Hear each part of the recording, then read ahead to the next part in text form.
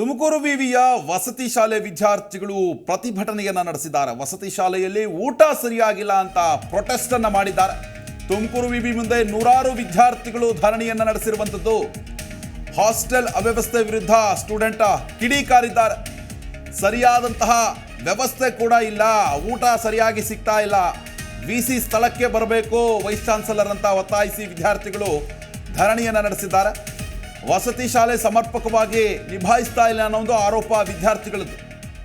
Vice chancellor ಸ್ಥಳಕ್ಕೆ ಬರಬೇಕು ಅಂತ ಒತ್ತಾಯವನ್ನು ಮಾಡಿದ್ದಾರೆ. ಹಾಸ್ಟೆಲ್ ವ್ಯವಸ್ಥೆ ಸೂಕ್ತವಾಗಿ ಕಲ್ಪಿಸಿ ಅಂತ ವಿದ್ಯಾರ್ಥಿಗಳು, ತುಮಕೂರು ವಿವಿಯ ವಿದ್ಯಾರ್ಥಿಗಳು ಈಗ ಪ್ರತಿಭಟನೆಯನ್ನು ನಡೆಸಿರುವಂಥದ್ದು.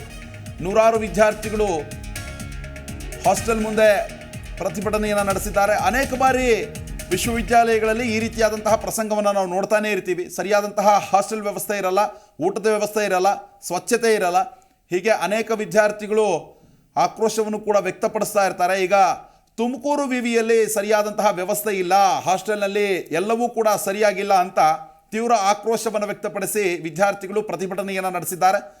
ಸ್ಥಳಕ್ಕೆ ವೈಸ್ ಚಾನ್ಸಲರ್ ಬರಬೇಕು, ನಮ್ಮ ಸಮಸ್ಯೆಯನ್ನು ಆಲಿಸಬೇಕು, ಪರಿಹಾರ ಕೊಡಬೇಕು ಅನ್ನೋ ಒಂದು ನಿಟ್ಟಿನಲ್ಲಿ ಅವರು ಪ್ರೊಟೆಸ್ಟ್ ಅನ್ನು ಮಾಡಿರುವಂಥದ್ದು.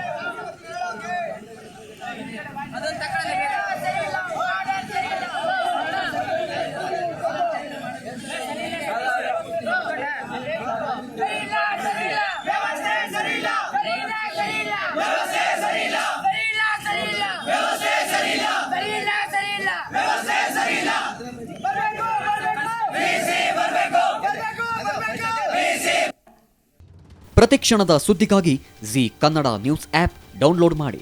Live TV, latest updates, entertainment, life style, technology ಸುದ್ದಿ ನಿಮ್ಮ ಅಂಗೈಯಲ್ಲಿ.